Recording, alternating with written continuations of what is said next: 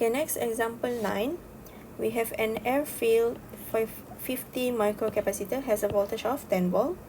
An insulator with dielectric constant of 4 inserted between the metal plates. Okay, so dia beritahu, okay, capacitor ni ada voltage 10 volt. Okay, initially it is an air-filled. Okay, ada ruang kosong sahaja. Dan dia beritahu voltage across capacitor is 10 volt. Now it's been inserted with an insulator of 4 dielectric constant. So dia sudah masukkan insulator di mana dielectric constant is 4. Okay, capacitance is 50 micro. Okay, first question, calculate the new voltage across capacitor. Okay, so 10 voltage ni adalah sebelum. Okay, ini adalah initial. Let me clarify here. This is the initial voltage before dielectric is inserted. Okay, or maybe let's draw another one. Okay, so kalau kita ada the second drawing. Okay, here we have dielectric, so meaning we will have a new voltage. Okay, sebab dia letak dielectric. Okay, selepas dia sudah disconnect. Sebab soalan ni dia tidak bagi tahu dia connect dengan battery, so we assume it's being disconnect. Okay, by the battery. Now we want to calculate what is the new voltage. Okay, given that the dielectric constant is berapa tadi? 4. Okay, so we want to find V. How do we relate this? Okay, so we have V naught, 10 volt. We want to find V final. We are given, okay, dielectric constant. Okay, so 3 ni kita boleh relate dalam satu formula. Okay, which is this formula here. If you notice in your notes, okay, ada formula ni. Tapi formula ni dia tidak bagi semasa exam lah. So you have to remember the relationship. Okay, so kita ada V naught V. Okay, yang ini kita boleh relate dengan dielectric constant. Maksudnya dielectric constant equal to V naught over V. Okay, V naught over V. Dielectric constant V naught over V. So we want to find the final V, right? Okay, masukkanlah 4 sama dengan 10 over V. So V will be equal to 2.5 volt. Okay, so in this case voltage will decrease. Okay, dalam mana-mana case pun, case di mana kita disconnect lah. Okay, already disconnect. Okay, disconnected to battery. Okay, voltage memang akan decrease. Okay, next one.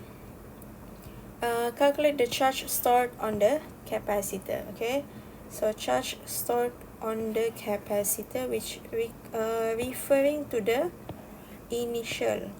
Okay, they refer kepada initial capacitor. Okay, so initial capacitor. Ini soalan A. Soalan B, we want to find Q naught. So Q naught equal to C V naught. Okay, again, kena ingat balik dalam case ni kan, bila dia disconnect dengan battery, yang berubah adalah C and V only, right? Yes, C berubah, V pun berubah. So Q will remain constant. Okay, ingat balik, Q will remain constant since we disconnect to battery, barulah kita masukkan insulator.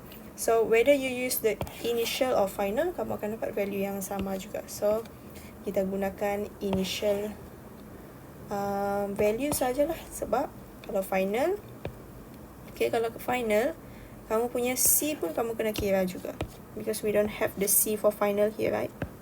Capacitance final kita belum kira, so kita tidak mau kira.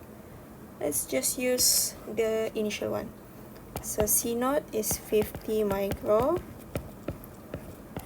V0 is 10 volt. So dapatlah Q0 is equal to 500 microcoulomb. Okay, next one. Will the energy stored in the capacitor increase, decrease or stay the same? Okay, kita mau tahu apa yang berlaku kepada energy selepas kita letak insulator lah. Okay, so this one we compare based on formula. Okay, so kita keluarkan, kita ada 3 formula untuk capacitor.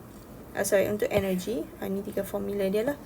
So bila kita mau compare, okay, based on what we already stated here, okay, after we insert the insulator, okay, V will decrease, C will increase and Q constant. Okay, so kita kena pilih formula di mana ada Q, sebab salah satu quantity mesti constant, and then pilihlah Q dengan V ataupun Q dengan C.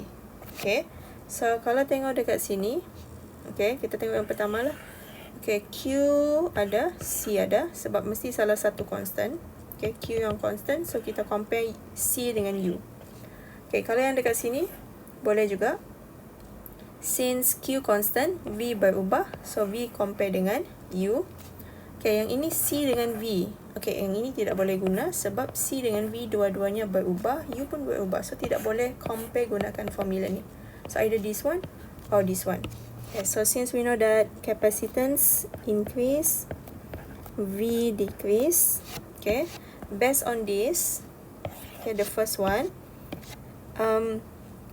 C and U is inversely proportional. So when C increase, U will decrease. Okay, when C increase, okay, U akan decrease. Okay, so energy will decrease. Kalau gunakan this one, kamu akan dapat benda yang sama juga. Okay, di mana here dia akan compare dengan V kan, sebab Q constant. So V kita decrease, right? So V decrease, meaning that U also decrease. Okay, so kita compare between these two only. Yang ini tidak boleh compare. Okay, so energy, kamu boleh buat satu ayat lah. Energy stored will decrease.